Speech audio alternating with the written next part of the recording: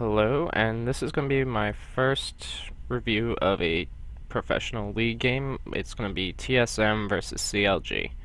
I've been watching League for about a year now, and it's pretty interesting how they do the pick and ban, and now that they have the coaches involved and all the analytical staff, I'm just curious to see how they thought this process over.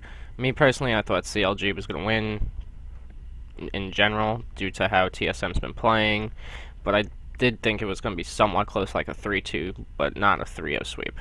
So to start off, we'll talk about the lane matchups just in general. So Zion versus Dyrus. I think Zion is the better top laner in general. They're both good top laners, but I'm giving the edge to Zion. His Yasuo in this game was very good.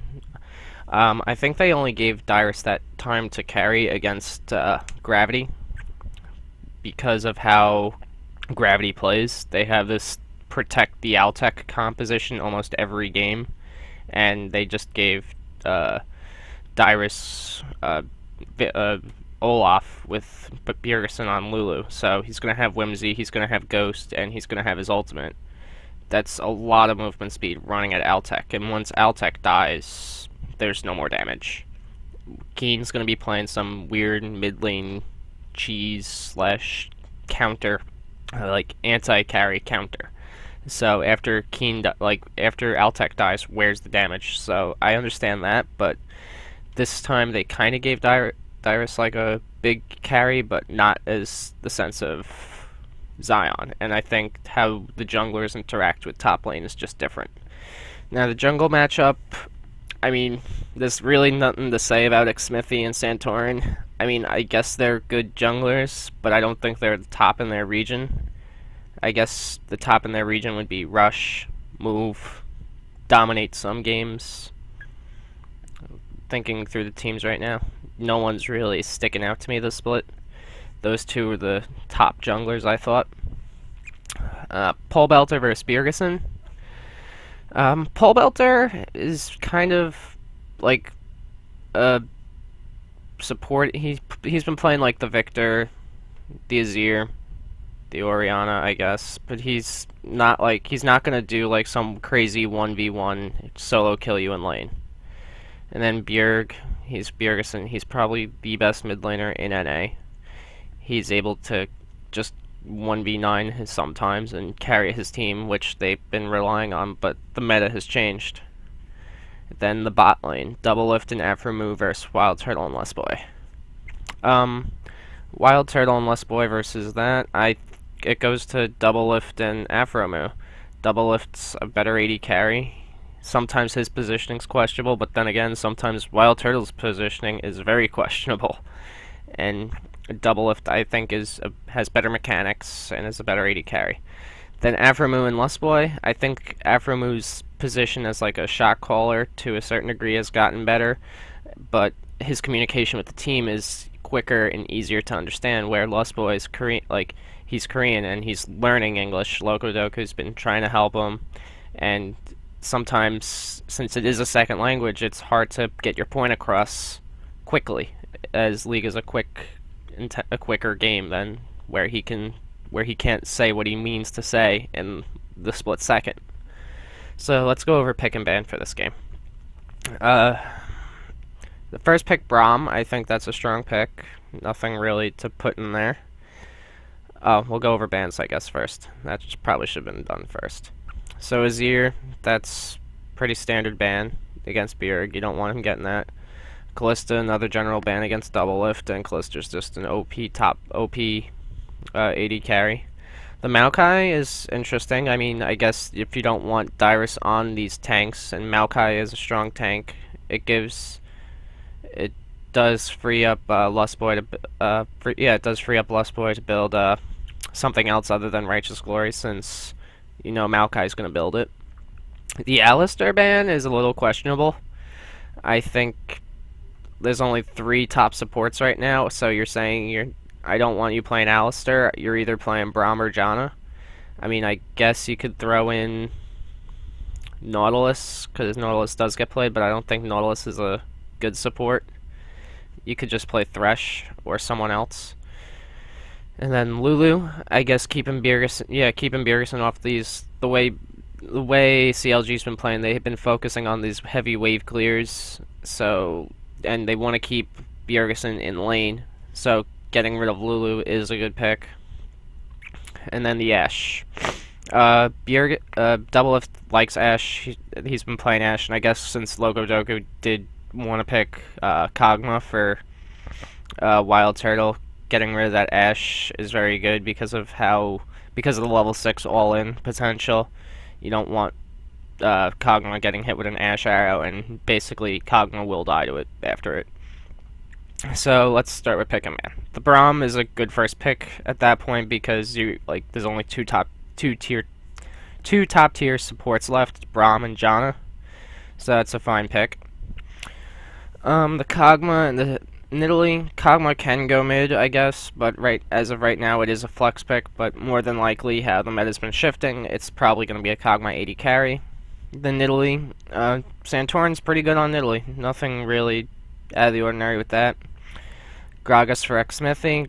Xsmithy's been doing pretty good on Gragas. I mean, he did have those few weird Gragas ults, or just random Gragas ults, but he's been getting better. I think it worked out fine from that game. And Doublelift on Tristana. Pretty standard 80 carry since you're matching the Kog'Maw scaling. Then the Gnar Janna, leaving the counter pick for Bjerg, which I think doesn't make sense in this meta. I think the top laner should be getting the counter picks because of how top centric it's been lately. So they respond with Yasuo into Yasuo Victor. I think that's really good right now because of how Victor can keep the lane shoved, and like how CLG's been playing, they want to keep this idea of pushing in the lanes so no one can roam, so they can get the vision, which they did this game very well. The Yasuo, I guess Zion's been practicing it because Yasuo is a pretty difficult champion to play. I wouldn't say he isn't. And then the Orianna for Bjerg. I mean, Orianna does have has one ball delivery right now. I guess you can say it's Nidalee and Gnar. If Gnar can land a good flash ult as Mega, then it could be followed up with an Orianna ult, the speed up from Orianna, and there's going to be a lot of shielding for Wild Turtle. He has the Janna shield, the Orianna ball, and that's plenty of shields to keep him safe. So that's the first pick and ban. Now throughout the game, let's go look at what I left on the notes for this game. Yeah, banning us here. Alright, so okay.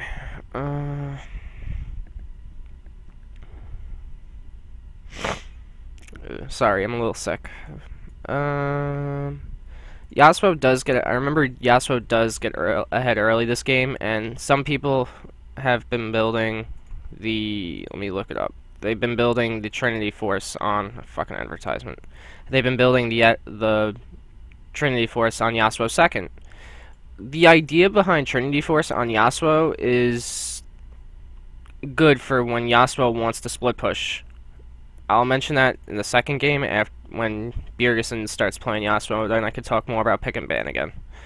So basically throughout this game they just keep the split, Victor keeps shoving in Orianna so there's no roams, and it's just the Zion Spartan show at this point. They kind of scuffle him out with vision. I mean, there was nothing really. They just use Doublelift to push down towers early, get more global gold, and once they get this global gold, in a few minutes you'll start seeing the vision. Sorry, the phone's ringing. You'll start seeing that they're going to push this vision in towards their jungle and keep dragon control, and they're going to keep dragon control while Yasuo split pushes with the teleport.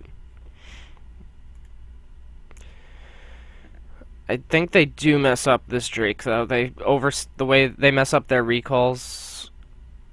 They'll get this mid tower. Yep, they got that mid tower, and now this is where Yasuo will be at like 113 CS right now, and he'll keep split pushing, and then all of a sudden they'll think, oh, Drake's up, and he's been sitting on a Trinity. He's been sitting on a static shiv, and I forgot the name of that item. That for about a few minutes and they just mess up the recalls and they can't get involved because of how their team comp is made. Right now, if you look at their team comp, TSM thrives on the 4v4s, the 5v5s. Because they thrive on that. Why? Because of the Orianna and the Janna. The way CLG's team comp works is Paul Belter and Zion is just going to burst them, and Doublelift's going to play janitorial duty. He's just going to jump in, he's going to land an E, and just start resetting and clean up the team fights with Tristana. But the issue with that burst, is that they got the Orianna and Janna shield. And Nara's starting to get very tanky as Randuin's going. Kog'Maw did finish his Trinity Force. And Nidalee built Cinderhulk, I believe. Yes, it looks like Cinderhulk. No, it's not. It's Ringglaive because it's blue. But so the burst damage isn't going to be enough to get through that shield, and plus Orianna even has barrier. So the issue is not for once if Bjerg dies or if Wild Turtle dies, the game's done. They still do have Dyrus. Dyrus is working. It looks like Dyrus is working on Black Cleaver to deal with the Braum and the Gragas. So moving on with that, it just keeps moving on. They mess up some recoil timings. See, 140 CS. He's gotten 37 CS. He's still split pushing against Cog right now. And he can probably, I don't know if he can out 1v1 Cog, but just to where he is, he can't do anything. Like, they're stuck at this awkward point. Drake isn't up for a while, so they keep doing this for about 2 to 3 more minutes. And then they, see, 160 CS. He had 113 when I caught it. So he has a good amount of gold he's sitting on. And he hasn't recalled. They're fighting over blue buff. Nothing really big. I believe Santorin gets this one. I don't remember. But nothing good. So Drake up in 1:30. I don't care about the replay. So now he finishes Trinity Force. This Drake shouldn't have been TSM's, but somehow they get it. Because of the vision. Because of how they moved.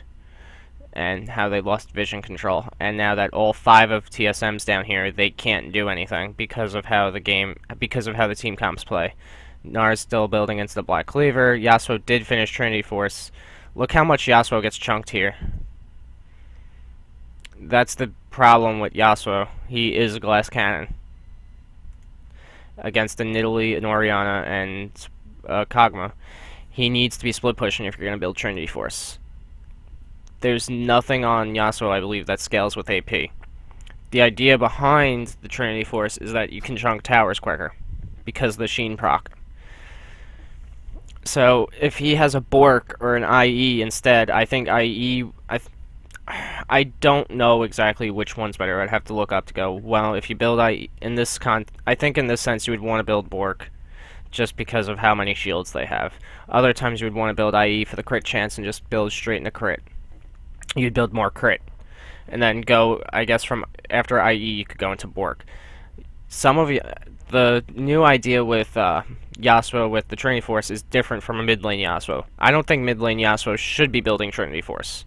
When mid lane Yasuo exists, Yasuo needs to be with your team at all times because you're giving up your heavy centric mid laner, and the way the meta's shifted to right now, Yasuo shouldn't be mid because of how carry centric top lane is. I think mid lane right now should be this Azir, Lulu, Orianna,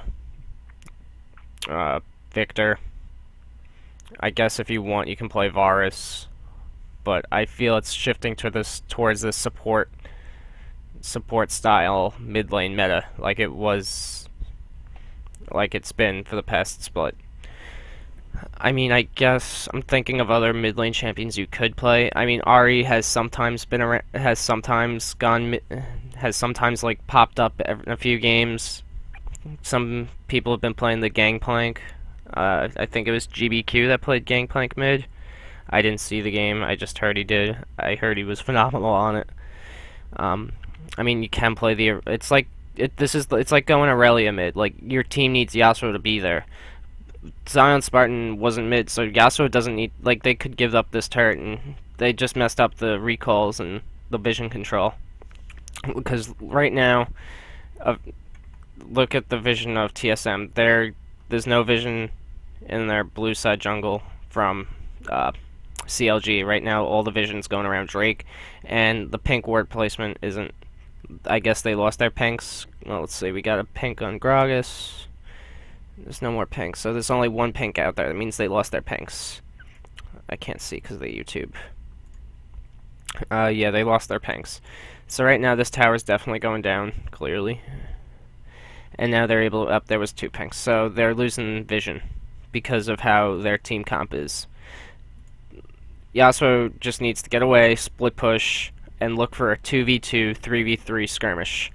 The reason why is because of the shields. They need to find Santorin by himself, or what Lustboy. It's Lustboy by himself. Lustboy is very easy to find by himself.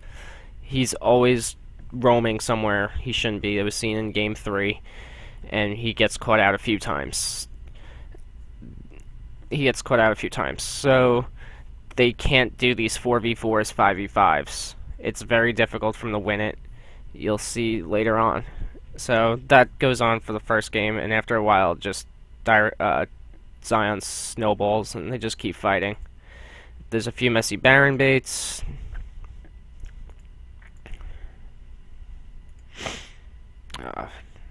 I hate advertisements.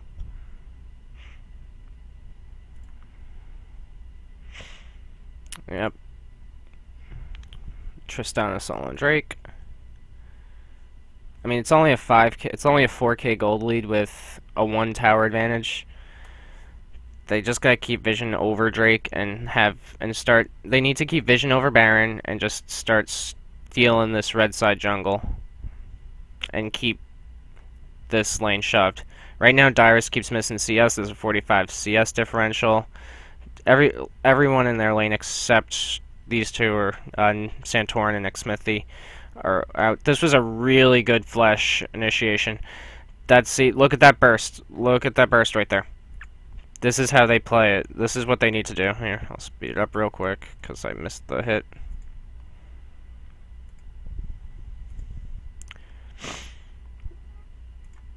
This was a really good hit by him, by Afromo. Once Bjerg just gets melted, and once Bjerg's gone, it's pretty simple for the rest. If you're able to catch out one of them,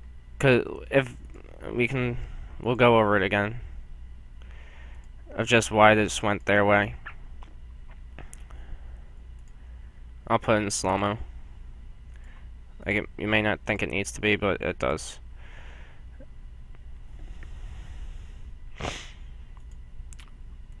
Alright, Bjerg kites that way. And now Brahm's going to do his ult.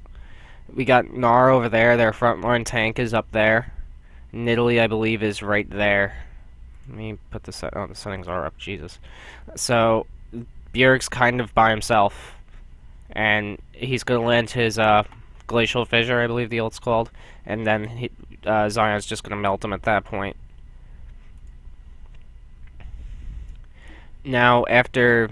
He's gonna land the ult on 3, but after that, he's still done. Like, he's gonna is he gonna activate barrier?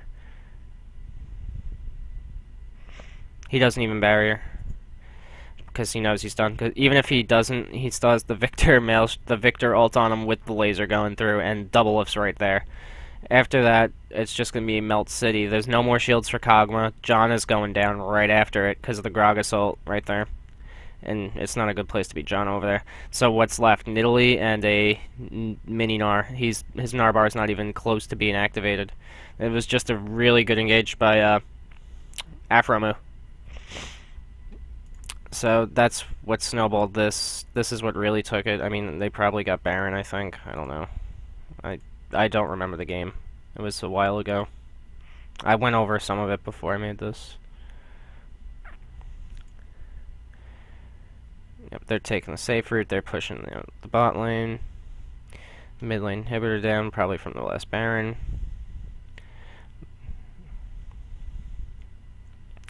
They're going to start clearing vision. They're probably going to try and get vision in the bot lane. Blue side jungle next. Tristana's going in. She's probably looking for something. She found a pink.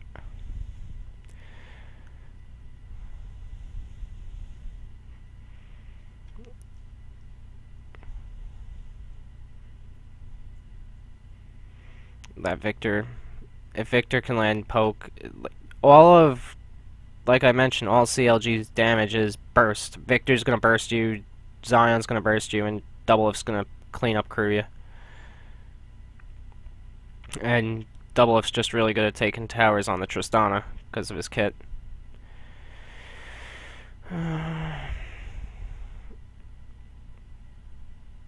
Let's go. Yep, nothing. Yep, bot lane next. Just a clean ending. They didn't want to risk anything since it is playoffs. Since it is the championship, to be honest. Alright, that was game 1. Game 2. Oh, let me get rid of this. Notepad. Game.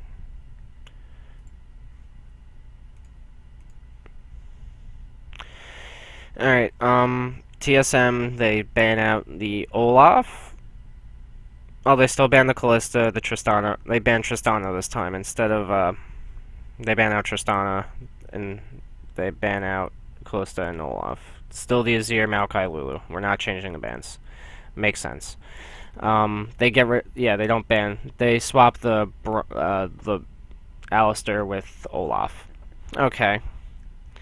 So we first pick Alistar. That's fine. I guess they don't want Zion getting. I guess they still don't want Afromu on the cow on Alistar. So they first pick Jinx Gragas since Tristana is no longer a factor. Give Doublelift Jinx instead. Echo for Santorin. Okay. And Kog'Maw for Wild Turtle again. Alright, same thing, kind of. Victor, Janna for Victor for Pole Belter and Janna for Afromu. And then they go with the Bjergsen Carry Me comp. I disagree with this. I feel that they're doing the Bjergsen Carry Me comp on Yasuo just so they don't give it to Zion. Because right now they're giving Zion the counter. They're giving Zion the counter pick. Like I said, top lane meta. I think he should just still continue to play. I think the Victor should be first pick priority. Stop banning. I think Callista is a necessary ban if you don't want Wild Turtle to play it, because you can first pick it. Because Callista is pretty strong. Kog'Maw is also pretty strong with all these tanks, but right now on TSM side, you have a double threat composition opposed to CLG's triple threat. Gnar is a threat. Last game it was a triple threat versus triple threat, which was still pretty one-sided. It wasn't one-sided in a sense, but the way the teams fought made it one-sided. So based upon this, we got the Bjergsen Carry Me comp on Yasuo. I think it was a way of keeping Zion off it, but once again with the mid lane Yasuo, it's not this. His wave clear is okay, but once he gets sieged, it's not good. I mean, he gets ganked early. I remember this game a little bit. I guess with the Nautilus, there's plenty of knockup for him. You got Alistar and Lustboy. You got Alistar and Dyrus on the 2 knockups, so that's fine. But I just don't understand how they think they can win with it. They need Bjergsen to just go God mode and carry. So, let me see. Anything to notably talk about? Just a good early game. Yep, there was an early gank, like I said. Let me just change the settings. I don't know why it doesn't auto set to this.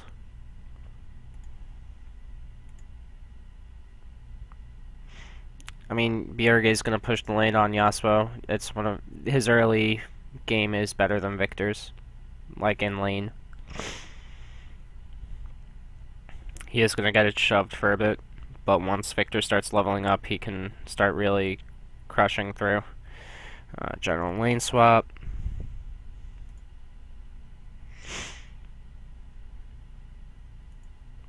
This was just poor from here. I don't know if in the comp, where is it? Right here. After he walks down, comes in. He's gonna come in. They see him there. They know he's there. They see him and they see the wolf spirits on him. All right. So they know he's up to something because he doesn't go back to lane, like, and they know he's right there because of the nope. He gets out of the wolf spirit range, but it does go back out. So I mean, he's just gonna sit here because there's nothing for him to do in lane. He can't do anything.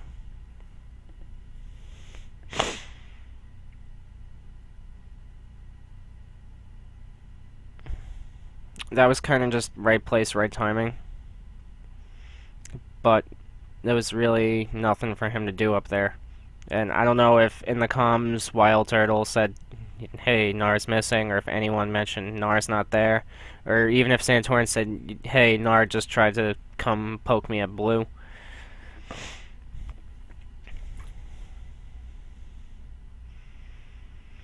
Alright, so, I mean, with this team comp, it's more of a team...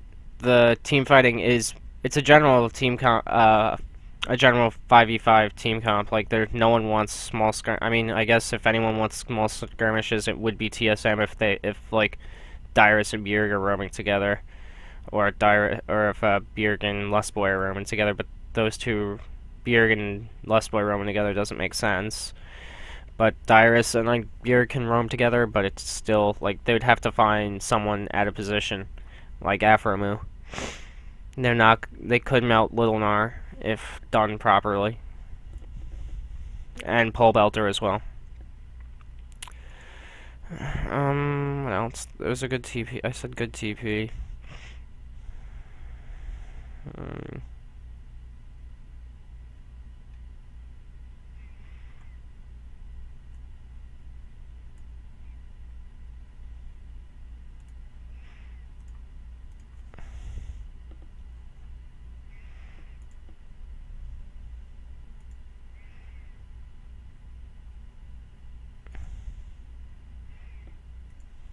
I should have wrote down the time when I said good TP, but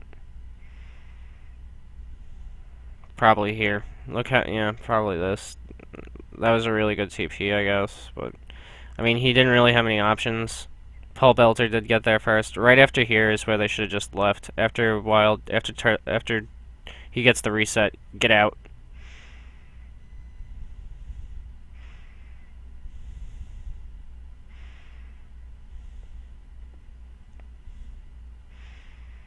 Like, this really went in favor of TSM, except that Echo got the triple, not Yasuo, Yasuo or Cog, who kind of needs the kill since your team's only a double threat. I don't think Zion could have killed him here, even if the boomerang did hit.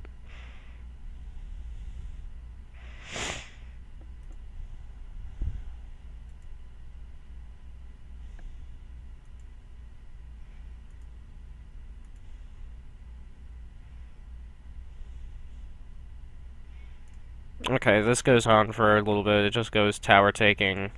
The only big thing that happens is around here, they kill him. They kill Bjerg, and then another fight. It's just very sloppy team fighting. That was a good John ult.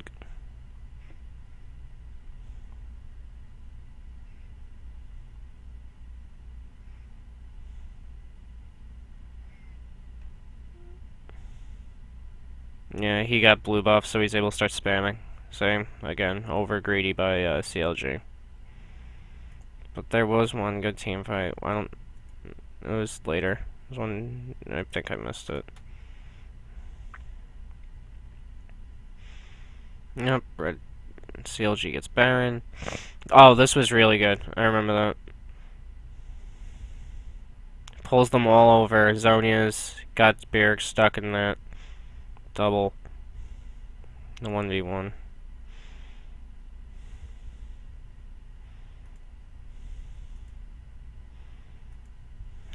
I just love advertisements. That's what I'm here for.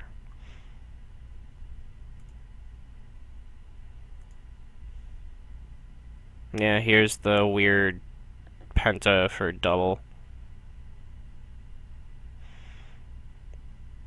I don't know if Mega Death Rocket hit or if it got blocked by the wind wall. Doublelift was going insane this team fight. He's actually doing the majority of the damage in this. I mean, he does land a lot of crits. Put it in slow-mo. He's landing rockets. He just crit Santorin there. Ouch. For a tank Echo with 3 kills, that hurts. Smithy's gonna get knocked up again. And Afro. Santorin's their double lift is still trying to do damage. He landed that much damage on an ulting Alistar. He landed 2 crits again. Another crit. I mean, was this in favor of CLG because of the crits? Yeah, but I mean, the shield. I can't see if it gets windwalled.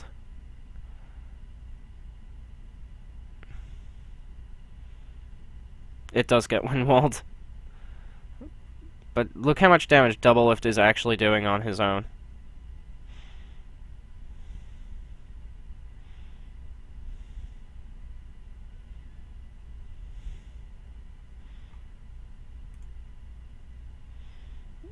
Pole Belter's next. He gets stunned.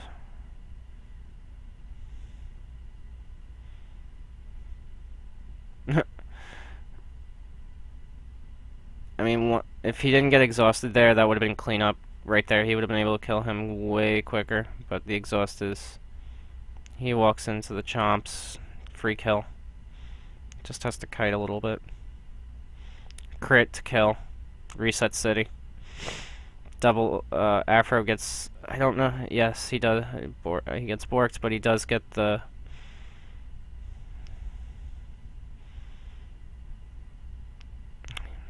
He does get the reset. The exhaust again.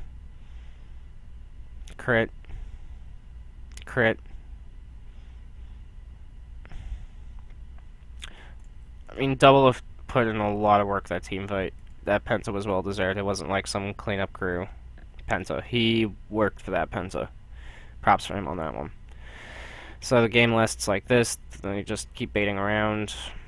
Game ends eventually. Another few minutes. I think they siege top with a super spot. Okay, next one.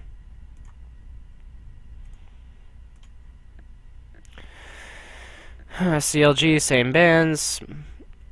They're still banning the Alistar. I don't understand the Alistar. I don't understand why we just don't get rid of the Alistar and ban out Yasuo. The Yasuo comps aren't like, you don't want to give Zion, Spartan, Yasuo. I understand this. So let's get rid of it. Yes, we understand. If you asked me who can play Yasuo better, Bjergsen or Zion Spartan, I would tell you Bjergsen. I think Bjergsen can play it better. But right now, how the meta has changed, I don't think Bjerg should be playing Yasuo. So it goes down to that. I think he should have been on this a supportive mid laner, like Oriana, or just ban the Victor away. Or ban the Victor away, or ban the Yasuo away, and stop banning Alistar Tristana. That's my essential opinion on that. I mean, if you look at the team comps, they're basically the same thing, except that we got rid of Janna on Counter Logic Gaming for Braum, and we got Echo for Gragas. Still got Gnar, still got Victor. We swapped out Jinx with Ashe, which I think is questionable, because at the end of the day, Ashe doesn't do nearly as much damage as Jinx. I think Jinx is still strong. I think Jinx is stronger than Ashe, and I think Ashe has like pretty decent initiation. And you already got the Braum initiation. I guess you could just go heavy initiation at that point. But yeah. And TSM has the disengage, where you got the Janna, the Gragas, and you're still running the double threat team comp. I mean, the game's gonna go, I think, exactly the same, except it's just gonna take longer, which it did. It lasted about 5 minutes longer, 10 minutes, 5 to 8 minutes longer. Because they swapped out Jinx for Ashe. Like, I don't think Ashe is bad. I think Jinx does more damage than Ashe. It's not debatable. It's just that Ashe is more of a lane bully in lane against Kog'Maw, especially the level 6. I mean, it's forcing Kog'Maw to take cleanse. Same, and same with Bjerg. He needs to take cleanse because of the Ashe. So I guess it does give less kill potential to the Yasuo because he's not running exhaust. I mean, exhaust on Yasuo, I have no problem with it. It makes it easier for... It just slows the enemy down and reduces the damage since he is a glass cannon at the end of the day. And it's just easier for him to kite through. He is a fast-moving champion. And if the enemy's not fast, well, who cares? You're not going to be able to out-kite him then. Alright, so like I said, game's going to go exactly the same way. CLG wins. It takes about 5 to 10 minutes longer. So, what do I have left on my notes? Team 3. Oh, the weird start. This made no sense to me. I don't understand this. Where is it? This right here. What are they getting out of doing this? I really want to know. Like, you know... Like, I know they don't know they're on a ward. But we know... It doesn't take... Like, Echo has a weak early game. He's very fragile. So, what's the point of doing that? Like, what are you getting out of stealing Santorin's red buff? Who cares? He's gonna... It doesn't make sense to me. You're gonna get a triple buff start, potentially? Triple buffs, I don't feel do anything with these two junglers. Sorry, I just don't see them as early ganking junglers. Other than that, they both farm heavily. I mean, I'm not saying they're bad junglers. Like I said at the beginning of the video, I think just certain junglers are better. It just becomes messy. I was expecting Santorin to do something with this, because they do burn flash. Yeah, they burn flash. They burn both junglers burn flash. But once again with this Victor, yeah, if Gragas does find Echo in the jungle, like, it's not going to do anything because Victor's just going to keep him shoved. And even with the Ashe Hawk shots, Gragas is going to be kept down pretty contained. He's not going to be able to land many ganks. I mean, the Nautilus is going to have some fun because of no Flash Gnar, and now he had to burn a pot, and how far behind he was. Oh, that hurt. I remember that. If he didn't flash, he would have died. And Victor would have loved that early blue buff. And first blood money. But this is, again, the Victor Yasuo match. Victor's going to do bad early, then Victor's going to shove. And shove you forever. I think CLG did very well banning against... I think CLG just played it well since TSM wants to go back to their old ways of Bjerg and carry me. I think if they gave Dyrus the shot on Olaf or started banning out Victor or tried to do something different than the same 3 bans or same 2 bans like they've been doing, banning 2 against double lift and then the Alistar. I don't understand what the Alistar ban was. Like, I couldn't figure that out. I guess they didn't want to get tower dove because Alistar's good for tower diving. But at that point, if that was the case, I'm pretty sure Xmithy could play Elise. Same with Dyrus. Elise wasn't picked at all this series. Who else? I mean, the supports were all top 3 tier were picked. You had the Gnar, the Yasuo, and the Nautilus. There's a fight between Gragas and Echo. Paul Belter played Victor all 3 games. Bjerg, Orianna, and Yasuo. Wild Turtle played Kog'Maw all 3 games. Doublelift played 3 different champions. He played Triss, Jinx, and Ashe. Someone had fun. Afromoo, I don't remember. And same with Lustboy. I think they kept playing swaps. And I think someone got to play Alistar 1 game. Lustboy got to play Alistar for 1 game when the first Beerus and Carry Me count. So that's basically it. I mean, the game, like I said, it goes in favor again because it's I mean, it just takes a little longer because I'm not saying TSM couldn't win this game, but it was very unlikely. I mean, if they went Jinx, CLG would have won hands down. I think like that it would have been a surefire thing. But that was my issue with the whole give Beerus and Yasuo instead of just banning it out or trying to figure an answer to giving it to Zion. Alright, so thanks for watching, and have a good day, guys.